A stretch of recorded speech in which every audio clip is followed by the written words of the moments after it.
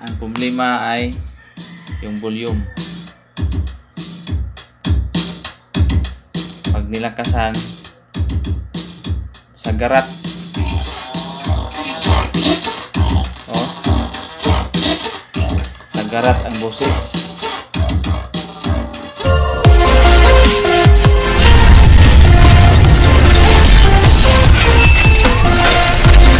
Welcome po sa ating channel. May gagawin tayo ngayon na isang amplifier na dB. Ang saksak natin para malaman kung ano ang sira. May power naman siya. Lagyan natin ng USB para matesting natin kung may boses o wala. Hindi na umilaw ang USB. At nag-green ang indicator light. Off, on. Buksan na lang natin kasi walang sounds.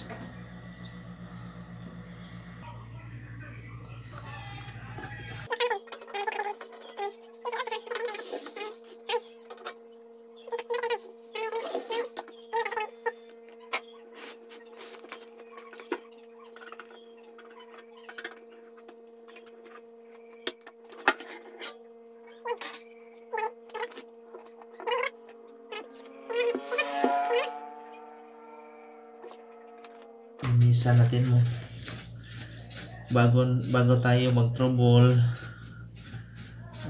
Linisan muna, tanggalin muna dumi.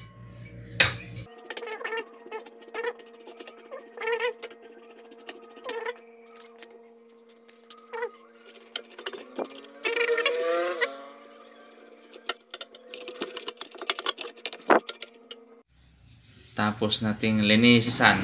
Subukan natin ulit. Yan.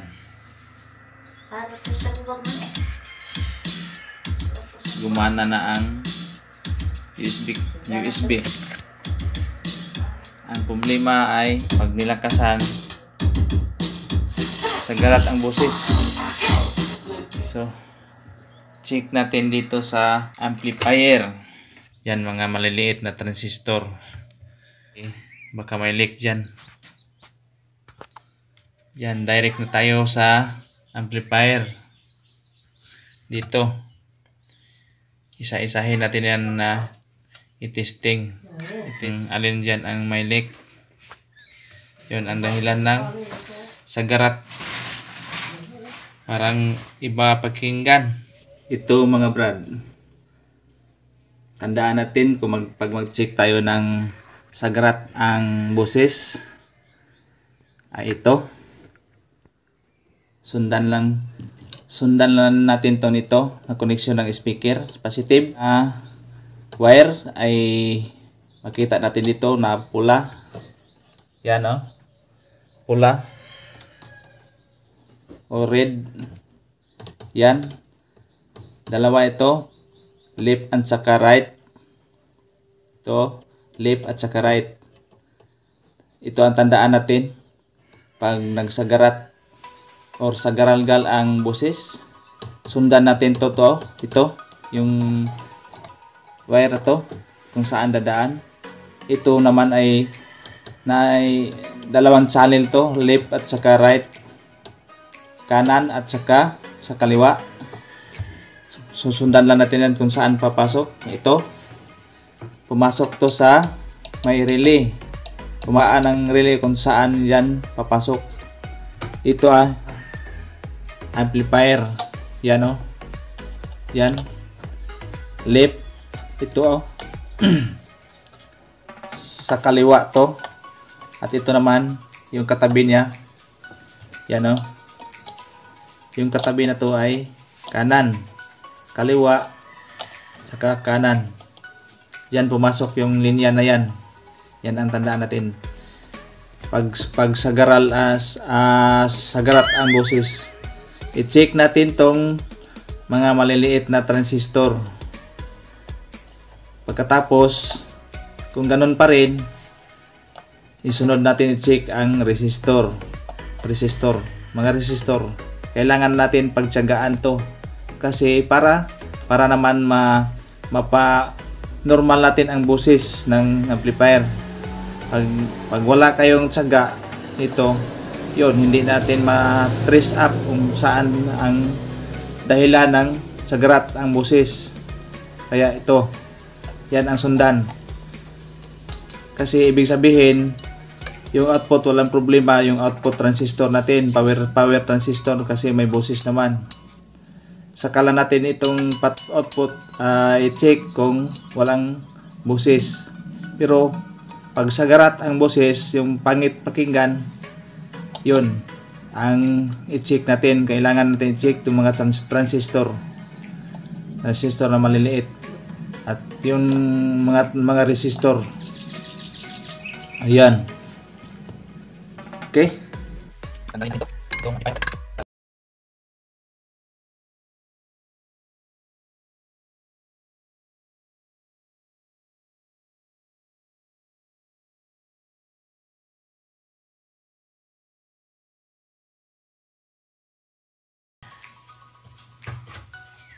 May control sa tone control, tapos dito sa input ng DVD, at saka doon sa mic preamp, at dito rin sa low, mid and high. Yun, tanggalin na natin tong board ng amplifier.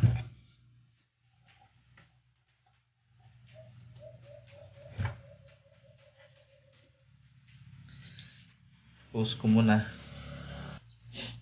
Okay, ito na. Natanggal natin ang amplifier board. So, ang gagawin natin dito ay i-check natin itong mga transistor na maliit dito. Kasi dalawang channel to. Ito ang kaliwa at saka kanan. Left and right. So, at dito rin sa may relay. I-check rin natin yung mga transistor dito. At saka yung isa dito, ang dalawa. Check natin lahat kung alin dito ang may leak. Kasi sagarat ang boses. Ito na. Pasensya na po kayo na hindi ko na lang ipakita ang pag-testing ng mga transistor. So may nakita tayo na siyam na piraso na nag-leak. At ito. Dito 4, saka dito sa may left 4 rin nakita natin na nag-leak. At pinalitan ko na. Pagkatapos doon, tinisting ko, ganun pa rin. So, nag-check na rin ako ng iba na pisa na baka may nag-open na resistor. So, may nakita rin tayo na resistor na 4. Nag-open, 33K at saka 680 ohms at saka itong 4.7K. Ito. Yan. Ito. Nilagyan ko ng bago. Hindi ko pa nahinang. Kasi kanina pag testing ko, kasi yung boses ay ganun pa rin, sagarat. Kaya i-check ko balik. Na-check ko na, binalik kong check kasi baka may may nag-leak. At saka hindi ko naman tinesting yung transistor na binalitan ko. Yung direktan ako dito sa mga resistor. Lahat ng resistor ay hinang ko at tinis. At dito nakita ko na ito dalawang 33K at saka 4.7K at itong 680 ohms ang nag-change value, itong 680 ohms, at itong 33K ay nag-open na, kaya tinanggal ko na. At ito i-test natin. Itong 33K ang unahin natin sa pag-test. Tingnan nyo na ang tester, oh. Nakasit tayo sa times 1K. Yan, oh. Open na siya. At itong isa naman, sa kabilang channel, sa right channel.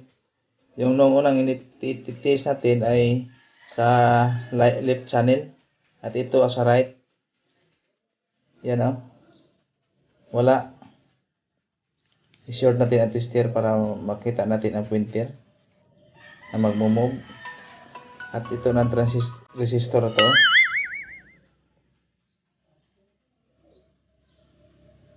Yan, wala. Open siya. At itong 4.7 naman, 4.7K ay tinanggal ko kasi kalawang ang kabilang paa. Pinalitan ko rin. At yung 680 ohms naging set natin sa times 100 ohms. Ang pag-test natin ay change value. Yan. Kaya pinalitan na ko rin. At itong transistor, ipapakita ko rin sa inyo kung paano mag-test ng leak. 5401 at saka 5551. Hindi masyadong mahalata ang number. Okay. Ito 5551. Nakasit tayo sa times 100 ohms. I-short muna natin ang tester. Adjust natin sa 0. Okay. Ito ang pag-test ng leak. Yan. Yung gitna ay itim na test rod. Yan ang base. Sa kabila naman, mayroon. Yan, oh. Mayroon. Tapos, yung kabilang paa, oh, mayroon na.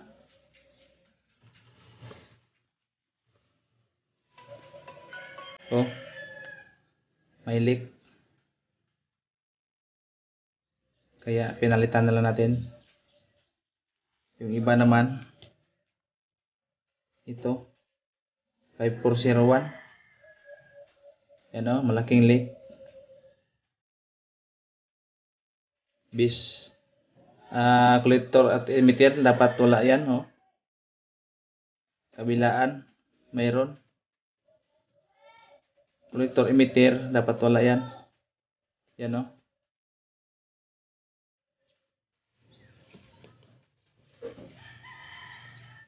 Ulitin natin kasi ang camera natin ay parang nag-blur, hindi masyado malata. Yan, oh.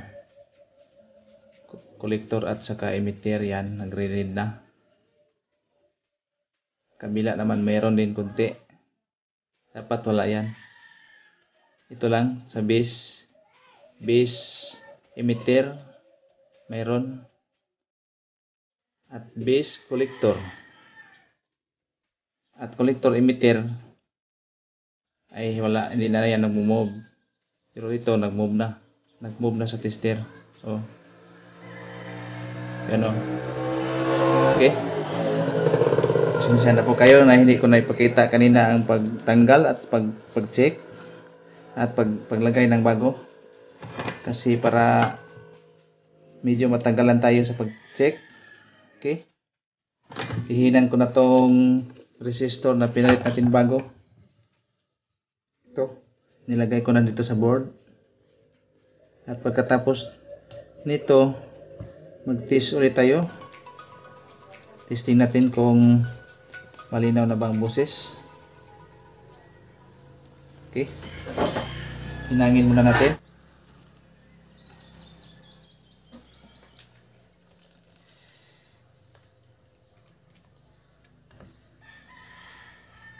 Dalawang beses ako nito nag-testing. Pero ganun pa rin.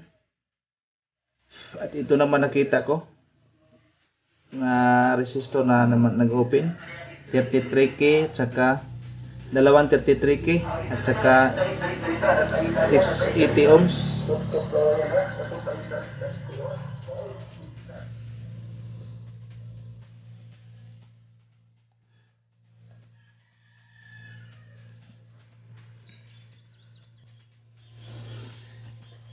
Balik lang natin ang hinang ng mga hinang natin na resistor. Hinang ko to lahat kasi para ma-check ng maigi. Ma-check ng mabuti ang board para hinang muna natin to bago tayo mag-test. May isa pa rin na kalawang.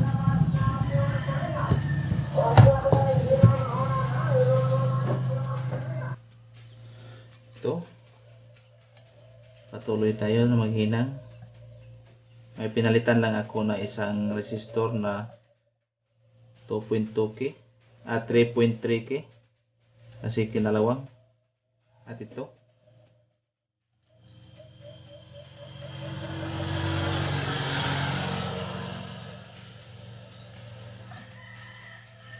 Hinang muna tayo.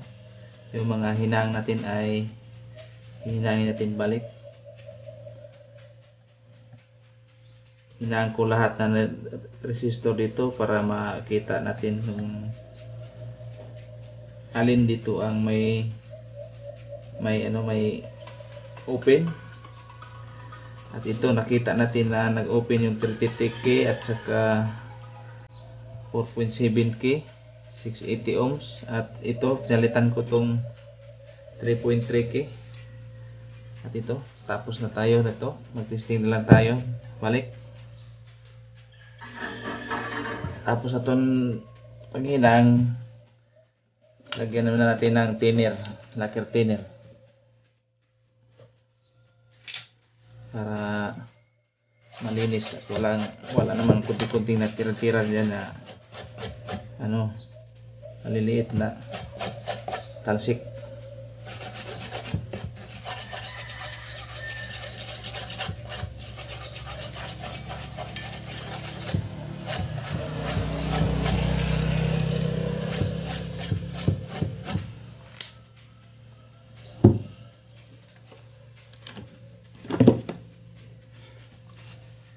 Okay. Tingnan natin ulit kung nahinang ba natin lahat.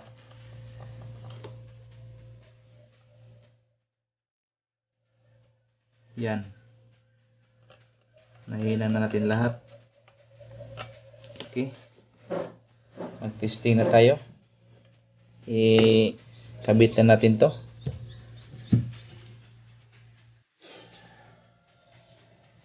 Ito na mga brad.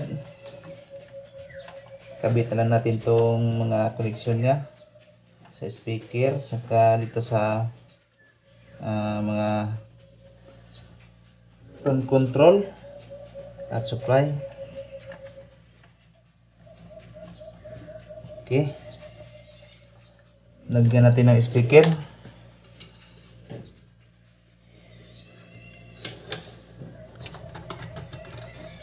Tingnan natin kung malinaw na ba yung boses.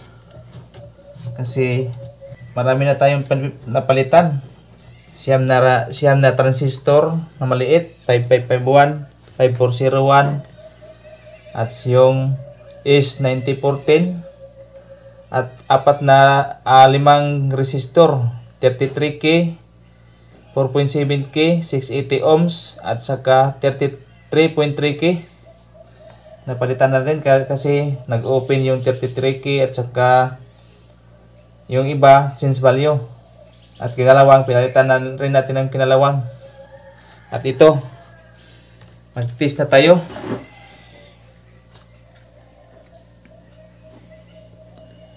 Saksak natin.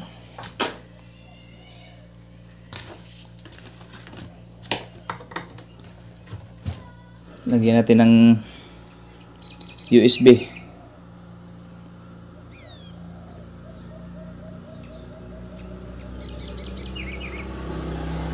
Naka-on na yan. Yan o, nag-ilaw na.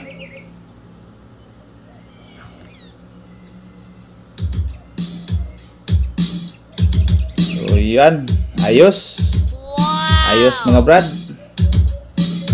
Kahit di tayo nag-test ng voltage sa may power transistor, pero hindi naman yun sira. Yung sira na sa supply na sa amplifier board, yung mga maliliit na driver transistor, at saka yung nasa output 9015 pinalitan din natin kasi may leak din dito. Bumalik na, nag-normal na ang kaniyang boses. Okay, ibalik na lang natin to. At yung mga hindi pa nag-subscribe sa aking channel, please subscribe and pahit ng notification bell para naman po updated na po kayo sa susunod pa natin na mga video. At maraming salamat. At ito, napagana natin ang amplifier. Okay.